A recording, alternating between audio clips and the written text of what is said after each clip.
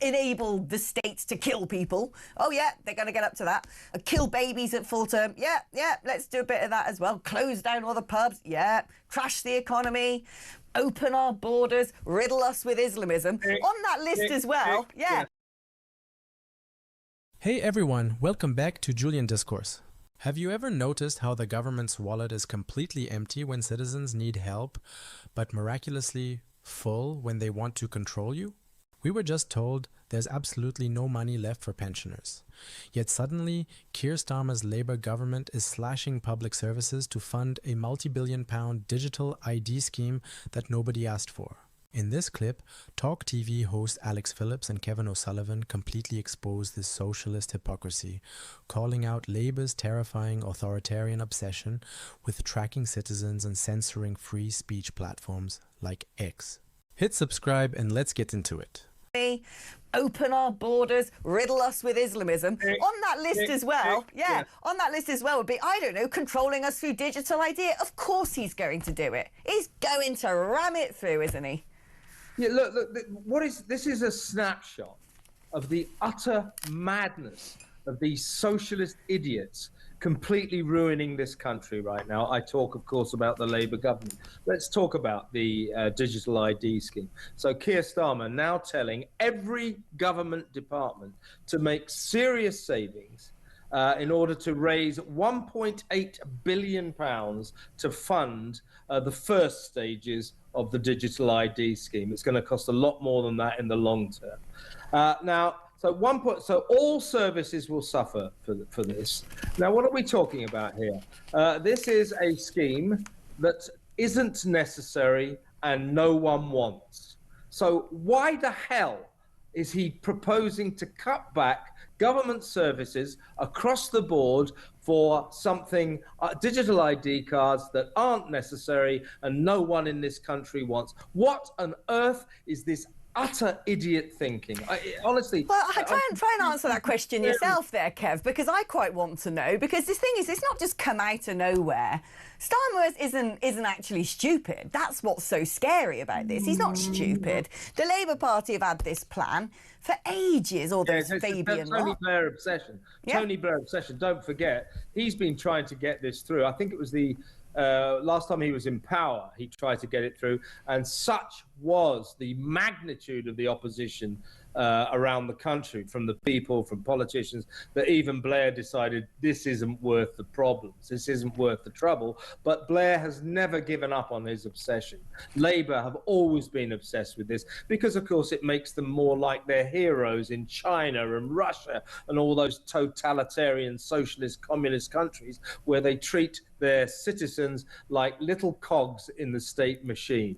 That's all this is about. It is about dehumanizing us and turning us into little bits of the state machine, that our role is to serve the state, to be useful to the state, to be a statistic for the state. And as far as I'm concerned, the state can go and do one. It can go and shove itself where the sun don't shine, because what I stand for, I think you stand for, is the power of the individual over the power of the state. These people running this country, they don't care about individuals.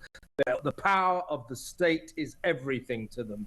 And that is why, with every fibre of every citizen's body in this country, we must fight this digital ID for all we are worth. We really must. We must, but you know, this is what I'm saying. The scary thing about Starmer is I think he's more determined than Blair. Blair at least had like a sort of kill switch where it's like, right, people really don't want to do this, so I won't do it. Starmer's like, oh, you're going to protest against this? I'll just put them all in prison then. He's scary. And on that note, this whole thing with X, right, that to me is absolutely crazy, because this is what they do. I've seen this strategy now. First of all, their favourite line to say is, because it's the right thing to do. They make out all these global elites like they are the bastions of morality. I remember Ursula von der Leyen, when Donald Trump said, right, we're not having that Thierry Breton come into the US, thank you very much, you know, the EU's information commissioner. And she says, we in the EU Commission, are the, you know, we are the stronghold, the fortress of representing European ideals and values. I'm like, woman, you ain't even elected.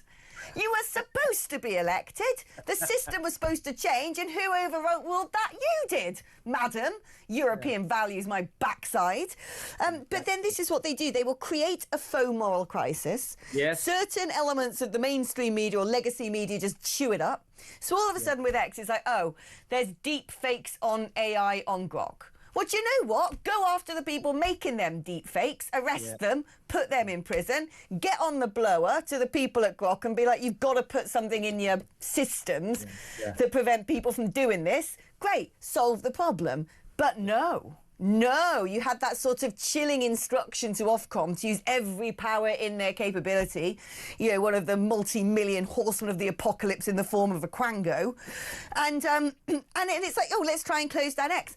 They've been trying to do that out of the EU ever since he took it over, because instead of being able to control it, as the Biden lot did with Twitter, instead of being able to say, right, don't put anything about Hunter Biden's laptop on there, don't tell the truth about what's going on during the pandemic, you know, instead of being able to control it, they no longer can. So it means that people can share information. We get the news, quite frankly, far quicker on X than we do from this rubbish on the screens in front of me. And that's why they are so threatened by it. The global elites need it gone. And so they're going to create some sort of, you know, big scare story. Oh, it's because, you know, paedophilia. It's a news platform, right? I don't think even Starmer's going to get away with this. This is the equivalent. There's a problem. There's a problem with pornography on social media. There's a problem with this Grok image thing, definitely. And Musk has already gone some way towards trying to do something about it. But the equivalent, what the government's approach is the equivalent of going to the hospital with an ingrowing toenail, and the hospital saying, yes, we can cure that. We're going to amputate your leg. So they've got this relatively minor problem about pornography. So Starmer and the Stasi, the Labour government Stasi solution is let's close down X. The main reason they want to close down X is they hate Elon Musk. The other reason is, as you say, they do not like the people being able to communicate. They do not like the power of the people. Social media, and this isn't talked about enough, social media has utterly changed the political landscape all over the world. Yeah, hasn't it? Here and in America. I mean, people say, oh, Margaret Thatcher would have put up with that. Margaret Thatcher would have done that. I'm a great admirer of Margaret Thatcher, but her entire shtick would be changed if she had to deal with social media. She did not. These people do have to deal with it, and a sensible government would say, well, there's nothing we can do about this. We have to work with it. This government is not sensible. Their impulse is to shut things down, close things down, make sure people can't talk to each other, etc., etc. As we were just discussing, this is exactly the same in the end as the issue with digital IDs. This is about this government worrying about the power of the people, the power of individuals. What X does, and other social media sites, is it gives every individual in the damn world, but particularly in this country, power. It gives them power. They can publish their thoughts. And instinctively, this government doesn't like the idea of individuals having power. Totally agree. That's what it is. It's By the way, they're control. not going to get away with this. They're not going to get away with this because X and social media aren't just all about kind of nutters in Scotland or whether posting nonsense. You know, massive media organizations have come to rely on it. Part of business now, including ours, of course. It's part of business. It's massive. It's huge. It's actually the #1 source of people's news in the UK and various other countries, which is why the global elites want it gone. Exactly. Kev, my darling, thank you ever so much. What are you on X? What's your handle? TV Kev. TV Kev, at TV Kev. Right, there you go. If you're listening to this and you're not on X, why not? Go on, join the revolution, stick it up to the government and get yourself on X, because people go, oh, it's so horrible. I'm coming off, you know, when you have one of the best things about being on X is when you've got these lefties who spend their whole time on X trolling everyone, calling them a racist, spreading all this Donald Trump's a dictator, and then you just give it a moment and you're like, in about 6 months, There we go. I'm going to come off X for a while for my mental health. Good. Bye. Don't let the door slam on your way out. Go off to Blue Sky with all the loonies who want to shoot people. That's a weirdo platform, that one. But if you're not on X, go on, sign up. Great fun over there. Loads of people like us on it. And then you could follow me, couldn't you? That Alex Woman. That's my handle. That Alex Woman. Very often Mr. Musk himself gives me a little retweet. He likes my posts, does Elon? And he likes this show. Well, I don't know if he does, but I hope he does. He's probably never seen it. Anyway, if you're listening, hi Elon. Right, love you. You know, the most defining characteristic of a modern socialist government is their absolute contempt for your intelligence. For months, Keir Starmer's Labour government has looked the British public in the eye and pleaded poverty. When they took power in July 2024, they claimed they had inherited a massive financial black hole, and they used that exact excuse to strip the winter fuel payment away from millions of vulnerable pensioners right before the cold weather hit. We were told there was simply no money left for the working class, but the exact second the state wants to expand its surveillance over your daily life, that nina black hole magically disappears. Suddenly, Starmer is ordering government departments to slash actual public services just to scrape together £1.8 billion for a digital ID scheme that absolutely nobody asked for. To understand why this is so terrifyingly dangerous, you have to look at the history. This is the ultimate unfulfilled authoritarian dream of the political left.